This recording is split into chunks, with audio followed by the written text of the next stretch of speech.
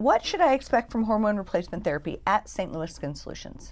So, with hormone replacement therapy, we are going to give you back the hormones you had when you felt your best, say your mid-20s. So it starts with a comprehensive consultation, a history and physical, and we get some lab work and see where you're starting from, see what your baseline is.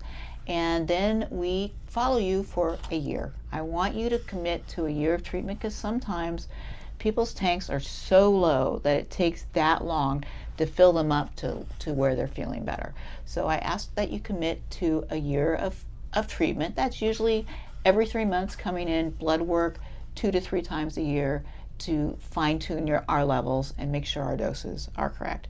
But at the end of that year, you should feel more like yourself. You should have more energy. You should be sleeping better. You should get more results from your gym time. You should see more muscle definition from working out. Your libido should be increased. And you can't see it, but your bone density should start getting better. Your lean muscle mass will improve, and your visceral fat should be decreasing.